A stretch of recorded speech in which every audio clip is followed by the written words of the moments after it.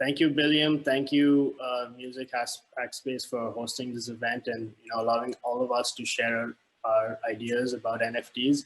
As Bileam was saying, I mean, there's an insane amount of things happening in this space, and it's almost impossible to actually keep up with everything. But I think what I'm going to try to do is also start by talking through my thought process of how I got into the space, and maybe that will help kind of navigate us through my project, and as well as into the next presenter also. So like I said, I'm here to talk about my project called Everything That Disappears Leaves a Trace. It focuses on NFTs and how it comes together with the future of digital identity. And I'll also be showing you how I bring TouchDesigner into this project. I mean, I was first introduced to TouchDesigner back in 2012 when I was working on my master's thesis at the School of Visual Arts in New York, and it was kind of what my whole thesis was built around, actually, the software. And since then, it's been like a constant tool that I've been using and going back to throughout my art process. But as it relates to my NFT project, I think like a lot of people, and even Bileam was hinting there, that it was a sale of people's like eye-catching NFT. I mean, not in terms of the work, but the price of the work, 69 million, which also got my attention towards this medium for the first time. Although I was aware about the crypto space in general, I think it was the first time that I really got curious as to trying to dive deeper into understanding what these actually are. And so the more I kind of went into it and trying to understand what these are, the more I actually got interested in the underlying blockchain technology in general, and how that was kind of being poised to create this new digital infrastructure. I mean, so much so that I then did like an MIT blockchain course, which actually, if those of you who don't know, is available on YouTube for free. So if anyone is interested in getting more like knowledgeable about the technology, I would definitely recommend doing that. But coming back to my process, so since then I've been like spending a lot of time reading, learning about this new space, as I was mentioning. And one of the things, like the main things that I realized through this process, was that just the way the internet distorted everything, I feel like now blockchain is also in a similar position to do the same kind of disruption that the internet brought to us. So I think the way I kind of look at it is that we as humans have already gone through a first wave of migration with the internet that took us from the real world into the digital, right? It took us from being not connected to being connected. And now blockchain is kind of taking us through a second wave that is taking us even deeper into this digital realm.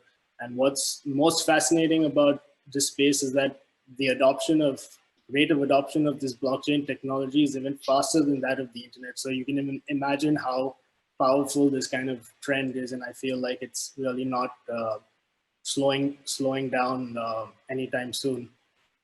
So with that in mind, I think if you really think about our digital experience so far, it kind of has almost always felt like an add-on to our real world experience, right? So if you think about Google, Amazon, YouTube, Spotify, Facebook, and all these big companies that have kind of won during the internet era, what they've really done is taken information, objects, knowledge, experience, music, social behavior that kind of exists in the real world and kind of transferred it into the digital world. So it's always felt like an add-on to real life. But I think where blockchain is going is that it's kind of targeting the very core structures of how like societies form in terms of building like digital trust, creating digital money, creating digital culture, and how kind of societies form around these new ideas. What this means is that it's kind of almost shaping new ecosystems where value is created and consumed completely in the digital sphere, independent of the real world. I mean, this is a completely different kind of wave of migration or innovation as to what the computer technology or the internet even brought to us in the last 30 years. So I guess in this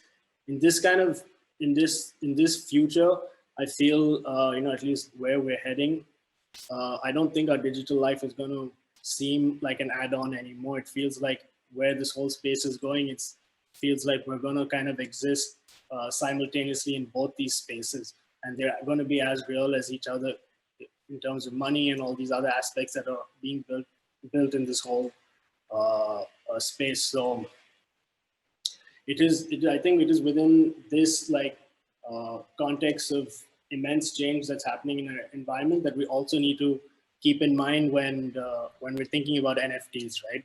Because I think the most common question that I'm sure that I've got for sure as an artist, and I'm sure a lot of you out there have also got from other friends, is what is the difference between a JPEG and an NFT? Can't I just right click and save the image? Why should I pay any money for it? I mean, I guess if the answer was that simple, none of us would be here, right? So clearly there's something else that's at play at the same time. So I think, again, I'm not sure how well versed everyone is within this space. So I think I think it's nice to just break everything down, right? So I think the easiest way to think about an NFT is that it has all the qualities of a JPEG, but then it has layers of programmable code that can be written on top of it. And this code can really be anything. And some of the most I guess obvious ones, or the ones that are most associated with NFTs so far, are qualities of digital scarcity, which I think Bileam touched upon too. This idea that it makes everything unique, and which of course, as digital artists, it has tremendous value, to our work. And the other one is also this idea of adding royalties to your art. So anytime your work gets sold in the secondary art market, once again, as a creator, as an artist, you don't lose out. And so in a sense, what NFTs are doing is almost taking this old technology that came from the computer age, with JPEGs, MOV files, OBJ files, name it, they all kind of emerged out of the computer era. And it's kind of taking all of that and bringing us into this new digital future, right? So I think for me that itself is really a huge change. But I think really what I feel with NFTs is that as of today, they seem like a tool for digital art, but I don't think we've even begun scratching the surface of how this medium will be used in the future. I think its real power will really emerge when it starts interacting with other components that are also being built within the larger Web 3.0 or blockchain ecosystem, such as DeFi and the metaverse. And I think that it's at that point where we'll really understand how these digital assets or NFTs will actually become useful beyond digital art context. So I know I've said a lot. There's a lot to digest here, but I mean, I was taking in so much information that even I was very surprised as I was learning or realizing what's happening. And I think it was just all these realizations that what sparked my curiosity towards getting into working on NFT projects. So the other aspect that I briefly also want to touch upon, which is very linked to our world in the last 30 years, is that NFTs actually, as crazy as they may seem, to me at least, they seem like a natural evolution of digital culture that has been taking shape since the birth of the internet. What I mean by that is, while the internet, while we acknowledge and can acknowledge all the benefits that the internet has brought us, I think it also has created a culture of imbalance and exploitation where we have lost complete control of our digital identity, and our digital footprint and digital actions online. What this means is that uh, we've essentially become raw material for centralized power, in the sense that every time we go online, there are these large corporations that are kind of exploiting our actions, right? So I think this also kind of reflects, in my opinion, the larger perspective in the world itself, as the way things were shaping up. And there was bound to be a natural reaction to this at some point. So I think this is where the promise of blockchain technology in general, and also where NFTs specifically, I think, come into place. So I think I'm just going to share with you my screen now. Just a second.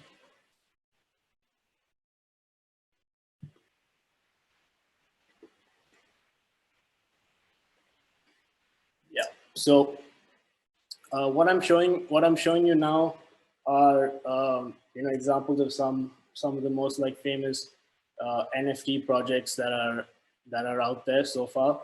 The furthest on the left is CryptoPunks, the one in the middle, Bored Ape Yacht Club, and the other one on the right. See your screen yet? Can you see it? No, we don't see your screen. Oh, sorry. There we go. Yep. Thanks.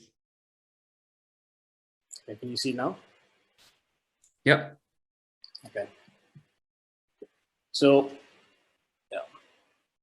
So okay, let me step back. So as I was saying, I think we went through an era of kind of internet creating a culture of exploitation, where we lost control of our digital identity and actions, and this is kind of where I feel NFTs as a medium could also fall into place. What I'm showing you now are some examples of the most famous NFT avatar projects that exist today, like CryptoPunks, Bored Ape Yacht Club, and more independent projects like Toy Faces on the right. I think what is interesting, if you observe this landscape already, is that there is already a common practice of people who buy these NFTs to use them as their profile pictures on social media, right? So this is an example here of Jay-Z using his CryptoPunk as his digital avatar. So what this kind of reveals is that these circular placeholders, which were once meant to reveal a person's identity, are now being replaced by these NFTs as a way to maybe conceal, alter your identity. This concept of pseudo-anonymity, and all of these ideas are kind of merging together in a really real sense today.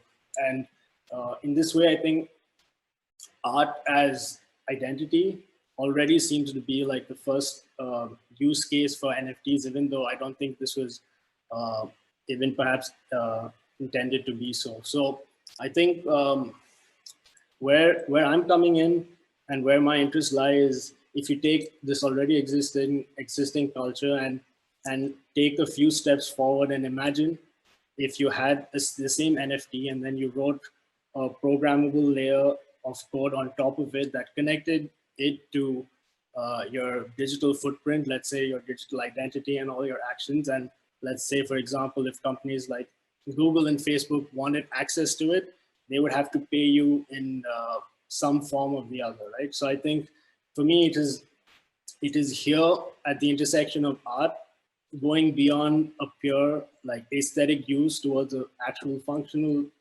use in society, is fascinating. It's what I'm really interested in, and I think it's almost kind of changes the whole landscape or game of where things are headed. So on that note, again, I'm just going to walk you through the actual project.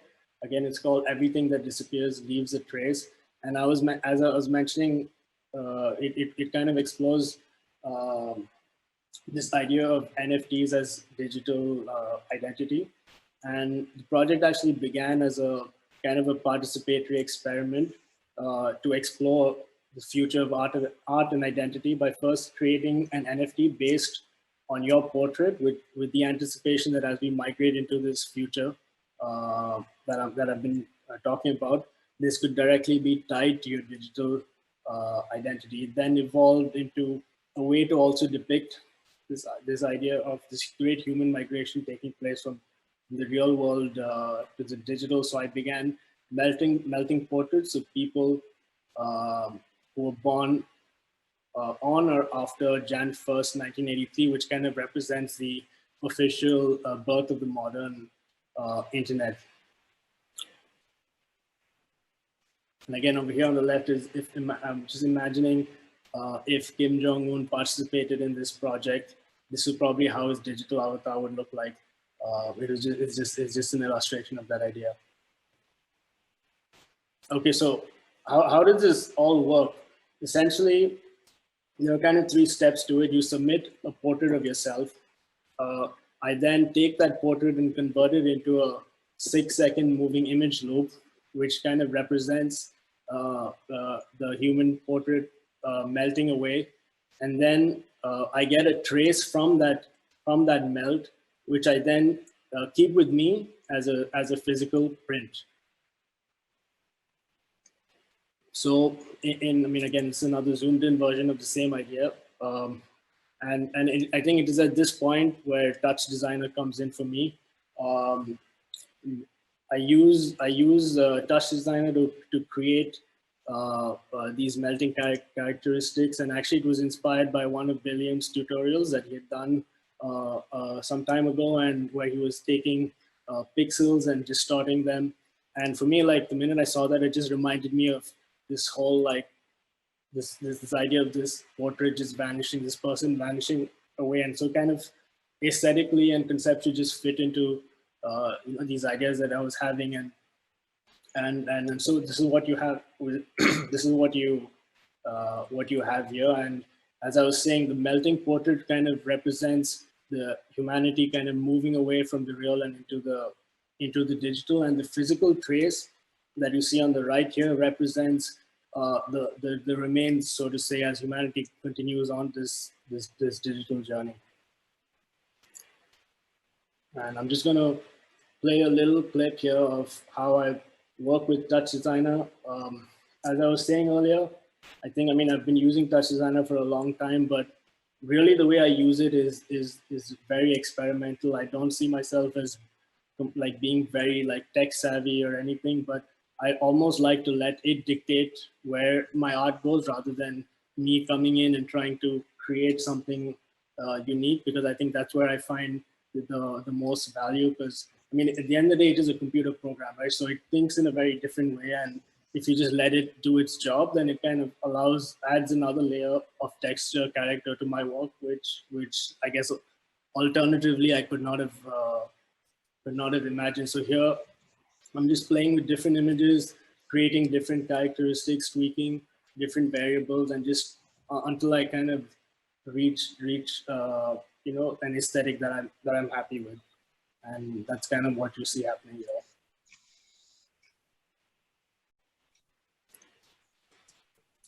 Okay, so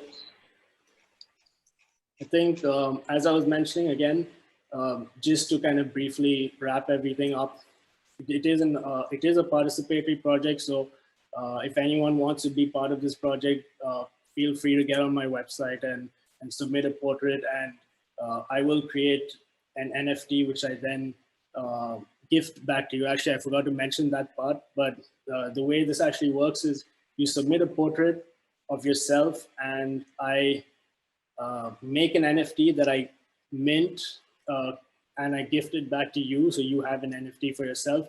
And what's left with me is this trace. So the idea with that was to see what happens when people have these NFTs. And I think that's also an interesting part of the project, to see how they would actually be used in the real world.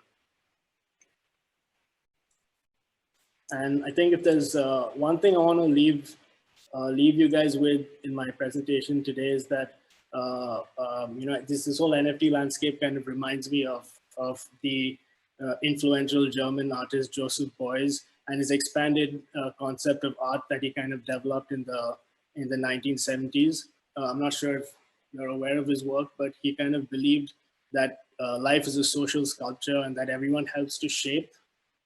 So therefore you saw art as like a potential medium that brought together an aesthetic practice along with this utopian idealistic views of society, right? So while he himself was able to practice this medium, I don't think his environment was ready for people to be able to actually enact his vision the way he imagined. I guess in other words, the technology didn't exist for people, for him to spread this message as fast and wide as he could, and even the medium didn't exist. So, but I think with NFTs, what they do is they kind of bring this real idea of an expanded concept of art that goes beyond aesthetics into functional into functional value, which I think is really powerful. So the question is today as artists, how do we use it? That's it. Thank you. I'm a generative artist, and I've also been working with NFTs since, I'd say, well, I mean, I got invited like early on. It's been confusing. It's a very weird, one develops a very strange sense of time in this space. But I've been like releasing projects pretty consistently since this summer. And I am going to just actually share my screen now and jump right to it. Okay, so I am, I'm actually, first off, I should say that I'm not actually a kind of, I guess, whatever the term is, crypto utopian or NFT maximalist or something. Actually, I'm deeply curious about blockchain technology in general, and blockchain, like that, often gets conflated with crypto, which often gets conflated with NFTs, and they're of course linked, but they're not necessarily the same things. And I think for anyone who's ambivalent about or like kind of critical about the space, which is, I think, very wise. I think any space like needs criticism in good faith in order to flourish. This is one of the more interesting resources I found where about indigenous sovereignty and how it can be upheld with modern technology. And I believe there's a download here about blockchain and indigenous culture and blockchain for reconciliation. And it's important, I think, because a lot of the times, I mean, a lot of the people in the space, they, in response to a lot of the critiques about environment with regards to like the proof of work chains as opposed to the proof of stake, the argument is that, well, I mean, look at the way that, you know, petrodollars, like traditional fiat currency, and the big banks and the ones who are actually sponsoring like the oil corporations and like, you know, the military industrial complex that has a more massive carbon footprint than like any of us could, you know, than a JPEG could ever do. I mean, it's an easy target. We'll get into that later. I guess maybe save that for the harsh questions. I'd be happy to answer them. But yeah, I did that overview because this project was, if you are familiar with this space, I'm sure you've heard of Art Blocks. It's a generative on-chain platform, and it's a little bit different than what most of the NFT platforms are out there, in that the work with Art Blocks, it's generative on-chain work. And so here's an introduction. Just go to artblocks.io, and it's, I believe it's the first of its kind platform. There are others now, and there are on other chains. There's Solana, I believe there's this Tezos one as well, FX Hash and such. But it's different in that, like, when most NFT platforms or like most art marketplaces, you know beforehand what you are purchasing. But with this integrates with the blockchain technology in that it generates the work based on the algorithm that the artist creates. So you essentially get a unique artwork, and that could be an image, that could be an interactive experience, that could be something else in tandem, like, you know, we're creating it as we go along. And so neither the artist nor the platform nor the collector knows exactly what they're getting. And so that lends to another layer to the generative art experience. So my project and Artblocks here, I mean, Artblocks is also really interesting in that it genuinely cares about art. The founder is like truly, truly passionate about generative art, like before generative art became like, you know, like mainstream because it is now wildly lucrative and such.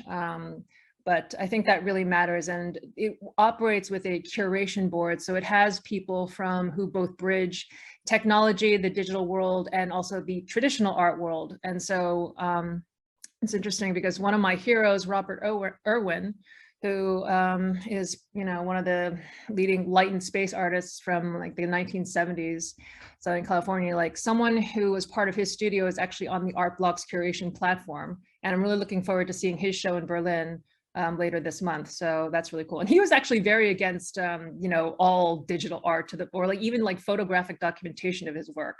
And part of that is a generational difference and everything. But yeah, it's kind of interesting. So there's this heritage of both respect for, you know, the traditional art and, you know, the possibilities of the new technologies with blockchain that is really unique, I think. Because usually, you know, let's be honest, like a lot of people and a lot of platforms are motivated purely by profit, and that's okay. That's okay. But for artists, like, you know, if you're into it for more than just trading and for making money, then this is something to check out at least. Yeah,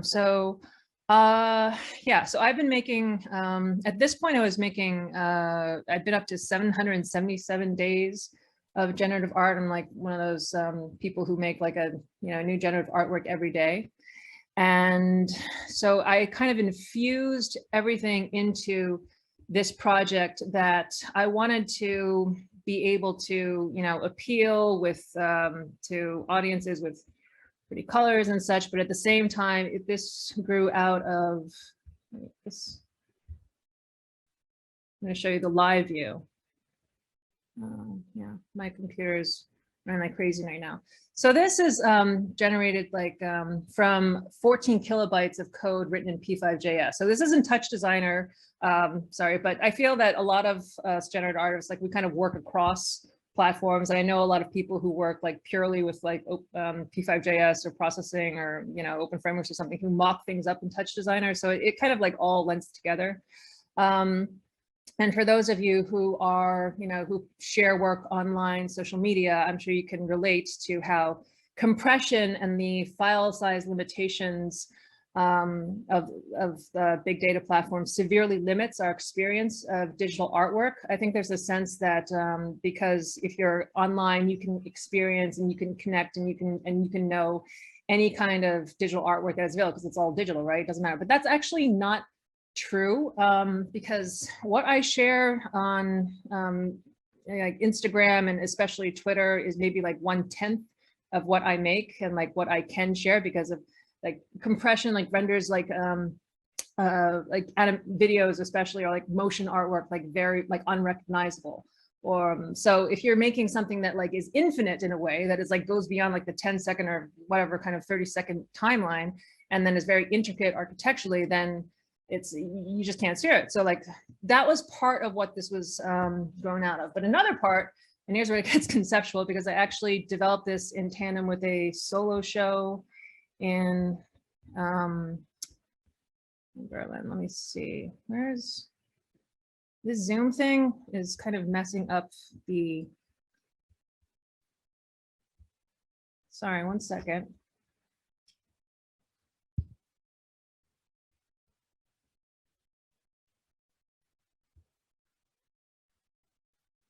Okay, this was developed in tandem with a solo show this summer at Soma, Berlin. And, you know, I was very appreciative of that and to have support from, you know, like federal arts programming in this difficult time. And a lot of it was inspired from this idea of like critique or criticism of blockchain from Hito Steyer, who I think I remember hearing that I don't know how one would quantify this, but she's widely regarded as the most influential contemporary artist in the world. And in practice, I see like wherever I go, like across generations and across like, you know, different kind of communities and cultures, like I do see it, like everyone kind of, her work really resonates a lot. And like I'm obsessed with this one book that she wrote, Duty-Free Art, Art in the Age of Planetary Civil War. And it's hard to find like kind of art discourse, meaningful art discourse on blockchain. But I feel that her book is like one of the best. And so this, I'm going to show you another live view, actually. So yeah, this project was actually, oh, another thing about NFTs is that it's funny to me, like how in the digital art space, you know, where we have, like, as I'm sure a lot of people here know, like with all these kind of possibilities of interactivity and music and motion, and how it's people generally view them as just a thumbnail, you know, a static thumbnail, like a PFP avatar or something, which is interesting. But it was also, this is something that this project kind of subtly addresses, and it's rebelling against, because it's not really meant to be viewed statically. Like the full experience is live, it's experiential. And then it also, I designed it in a way that it could be incorporated in 3D environments. And I'll show you my social media soon, because social media, if you're looking to get into NFTs, you know, or of course, you know, just digital art in general as a living, like sharing your work on social media is kind of a, you know, prerequisite. So yeah. Actually, I think, Bileam, are you keeping track of time? How are we doing on time? Because we have a lot to cover. I think you got like 5 to 10 minutes. Okay, I'm just gonna look up Hito Steyer's book on duty-free art. Yeah, I'm gonna skip ahead to just the more practical sides of it.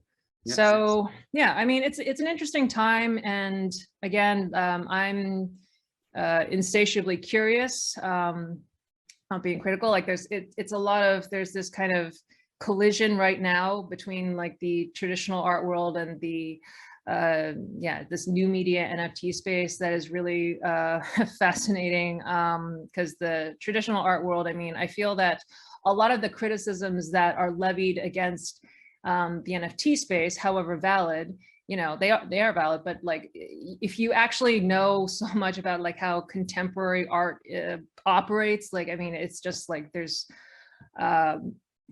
dealing with collectors, maybe it takes a lot of energy, but at the same time, like I don't have to worry about my NFT collectors you know, manufacturing chemical weapons, or you know, being responsible for the opioid epidemic and such. So if anyone's in LA, the work along with some of my other favorite generative artists, Zach Lieberman, Ixchels, is like currently around these locations. And yeah, let's see.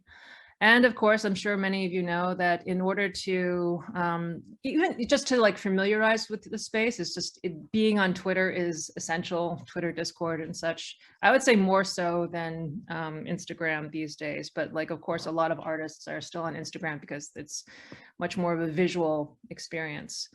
So let's see. Oh, and there it was in Tokyo, the Shibuya crossing. That was kind of fun. Yeah, I mean, I don't know if anyone saw the, it's been made fun of a lot in the space where like Facebook or Meta or whatever, and like Pepsi and all these other, you know, kind of boomer-esque corporations are now adapting to the NFT lingo and such, and like saying like GM, and we all got to make it together. It's just, yeah, I mean, it's a weird timeline that we're all living in. Yeah, but I think a lot of it is you meet a lot of interesting people, and I have made some genuine friends in the space. Like, of course, like, you know, wherever, anytime like money and clout is involved, it gets a little odd, because again, like, I mean, it is interesting how certain platforms, like depending on how they're structured, or like you know, what their collector base is, like they really can be life-changing. Artblocks was definitely life-changing for me, and so it really kind of changed my practice in that the work becomes much more community driven, and it's not just, you know, necessarily kind of being on social media all the time and pandering to people or anything. It's just I'm really fascinated in the idea of the egregore, and which I got from a friend who's like one of the sharpest, most analytical thinkers ever that I know, but he also is a practitioner of chaos magic. And I think that NFTs are in many ways, there's this amazing website. I think it's like this brutalist HTML website that is like maybe from, I don't know, the 1990s. It's so amazing. And if you want to see what an egregore is, here's a definition compilation. You go to chaosmatrix.org, and there are people who, I'm sure you've seen like within the NFT space, many of you've seen like how the rare Pepe meme is very, very powerful. And that has been identified as a kind of egregore. And the work that I made, I'm going to change my life with the, I'm going to change this because, is a sort of an egregore. Like I thought of it as a techno Leviathan. Guys, I think someone has their mic on. Can you turn that off, please? Sorry, thanks. So it was this notion of, part of it was like taken from daily practice where I do projection mapping with a 3D assemblage using TouchDesigner and other tools. And then another of it, there's a strong conceptual element, because I'm a huge nerd, was where it's like notion of this speculative vision of trustless crypto sovereigns floating above human affairs, decentralized and deified, that are harbingers of hardwired social rules by algorithms. And it's all very kind of, it's a monstrous vision. I mean, I like monsters for sure, but like you could go either way, because again, like these things, blockchain, I do think it is going to change things for sure. The question of whether that's for better or worse, or like the same, and just like, there's a lot of talk about it disrupting gatekeepers, and like, well, then there's a question of, who the new gatekeepers are, or they're going to be. It's this idea where if you're, I think DAOs, we're jumping around here a lot, but DAOs are, for those unfamiliar, decentralized autonomous organizations that record and store transactions in blockchains, akin to those that validate crypto. But so these public digital ledgers, can equally encode votes or laws. So, and there are a lot of examples of this. So while it could be a model to restore accountability and get around certain oppressive power structures, it also means that existing social rules with all their biases and such are hardwired into a technology that emerges as Leviathan 2.0. And so this was kind of a vision of Leviathan 2.0, or rather 3.0, Web3 at all, but in a, more artistic, playful sense. So I think that's all the time that we have, Bileam. I ran over, sorry. If you have anything to add, you can do that for 2 or 3 minutes, and then otherwise, all good. Okay. Well, I mean, there was a lot, I think, practically speaking, and I'm sure you've heard this a lot before, like whether or not you decide to get into NFTs and rather just maintain a digital art practice. I think a lot, making a friend of failure has been an integral part of how I've gotten all the exhibitions and all the, the platform invites that I've gotten. Like I got invited to Art Blocks, which because it's so popular now, has now closed applications. They're going to open up at some point, but yeah, it's worth checking out. Like I got invited to that because of just a random projection mapping GIF that I posted on Twitter, because like the founder is like really into projection mapping. And so just, being online, sharing my work and supporting friends. Yeah, I think there's a lot of burnout in the space. I mean, well, like I think in any space really, but like in this space especially, because the stakes tend to be a little bit high. So I always, I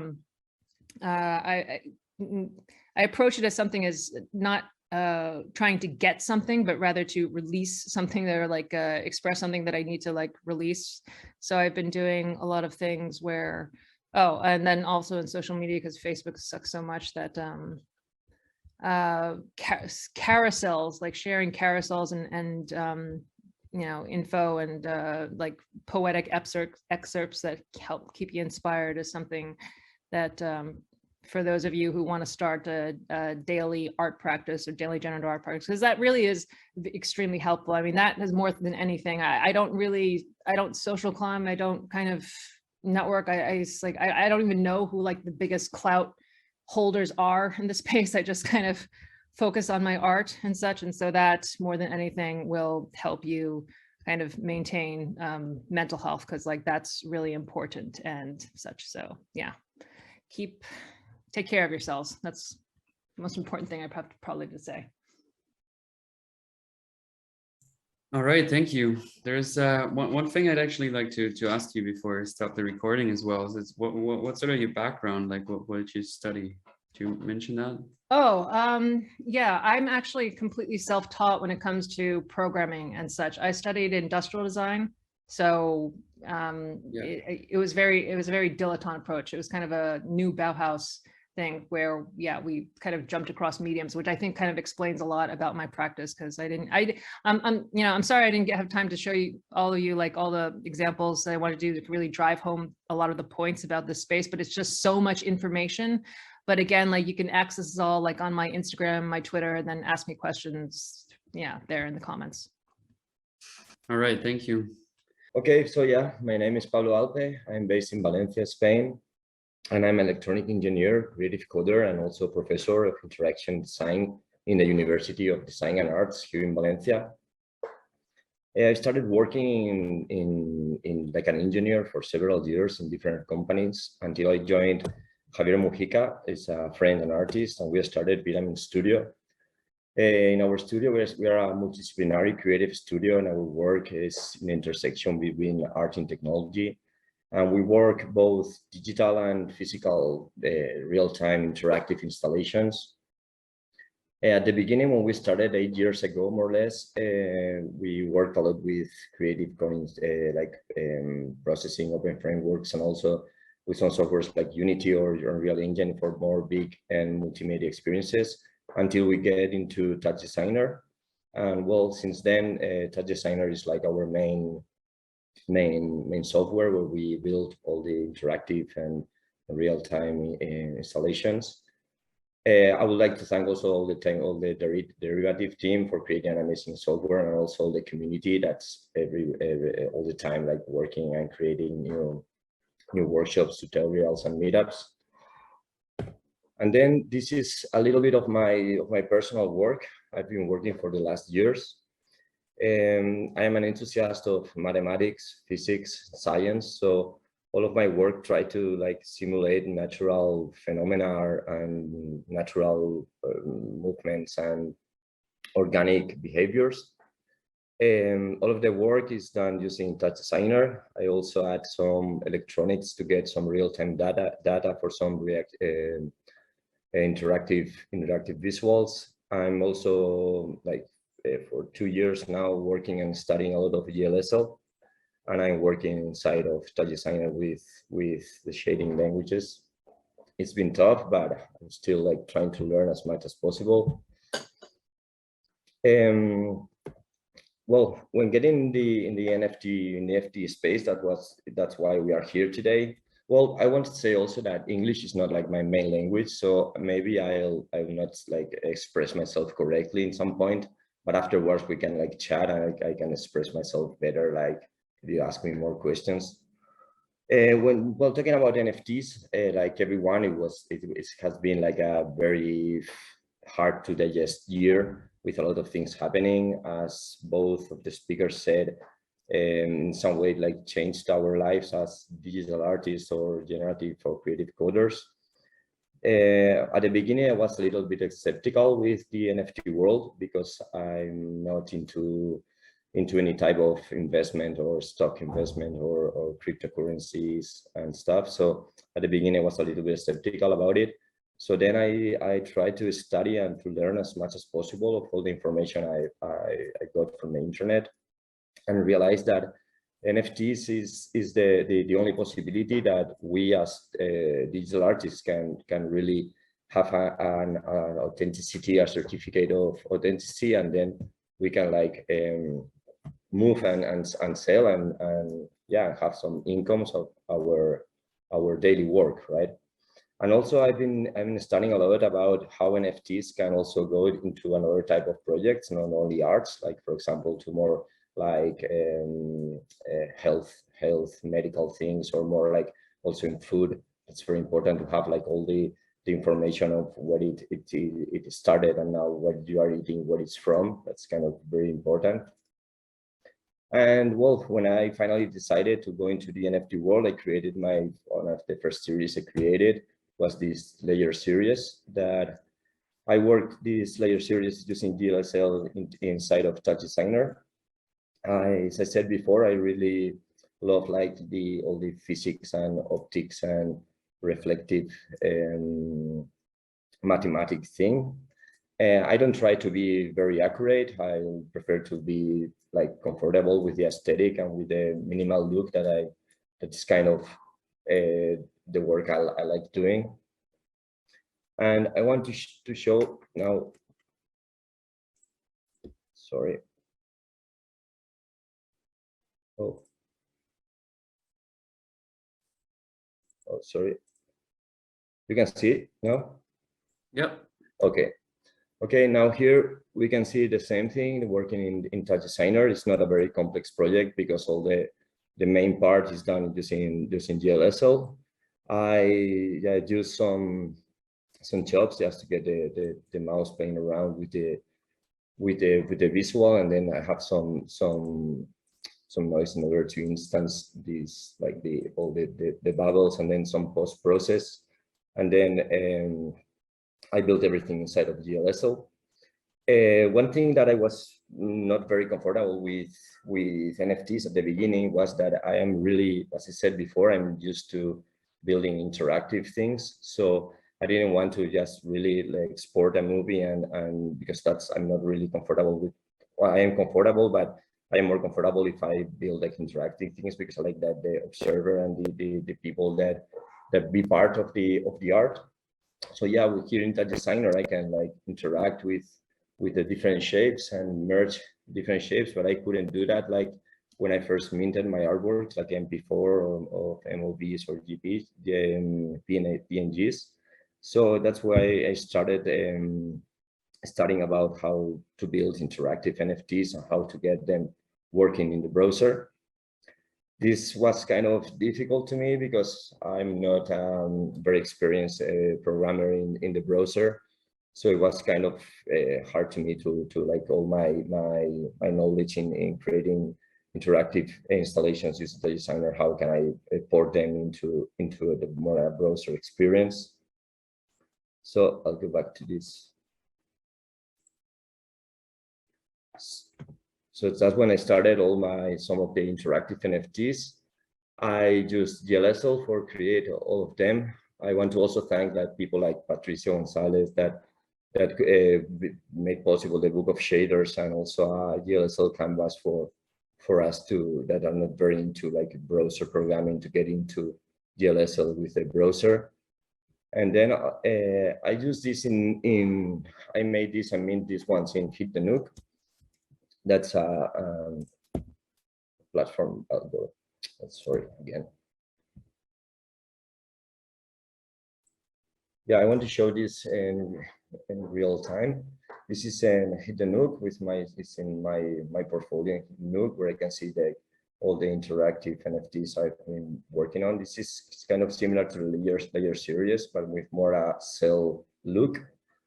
And where I also had like a struggle in my head a little bit was how to like move in a three-dimensional space only using the cursor and being like a kind of satisfying. So I just attached the two little spheres that they move the opposite direction. So wait a sec, and I can wait. I can go to the other ones.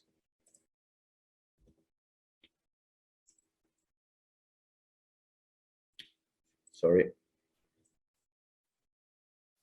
Yes, the zoom thing is like kind of let me click in the bar. Yeah. So here I also, well, my new series of interactive NFTs is based on some black reflective materials. It's really simple because it's just a simple ray marching where I really try to focus all the coding in the reflection and how all the shapes interact between each other. Another example the same feature is this one. It's kind of the same thing with a different shape, which I can also like play around with the NFT. This is the last NFT I made. It's based on the same technique, and I really love this one, all the reflection with the ripple and how we can like play around with it. It's kind of relaxing. It has a very zen aesthetic feeling.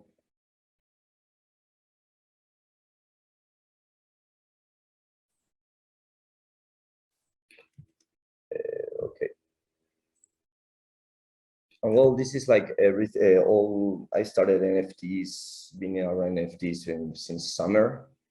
And it's been really nice also because, as Alida said, like I made a lot of friends and all the community is really nice.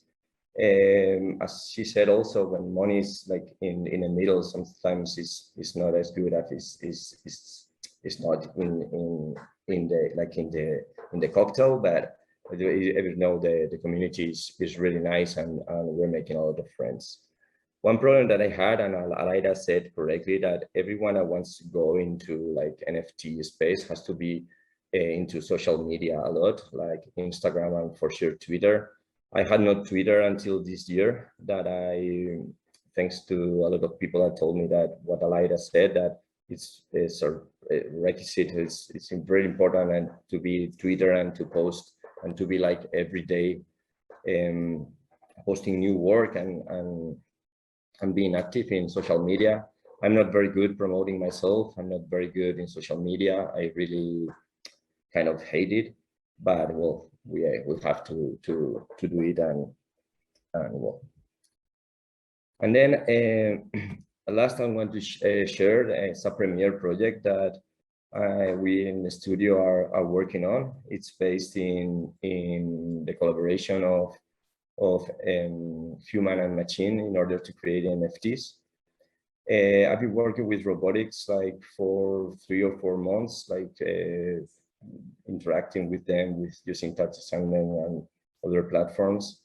And here I can show you like first video. Sorry, I can take the audio, where we have a Kukan industrial robot that's interacting with a real-time visual created in TouchDesigner. And the idea of this project is that we want to create like the first collection of NFTs, human-machine co-creation, where the robot has random movements depending on some data that, depending on the time, on the weather, and some different real-time data that we grab, and then I grab that with TouchDesigner and then create the NFT. And then that movie will the export. It will be like a co-creation between the Vitamin Studio and the robot.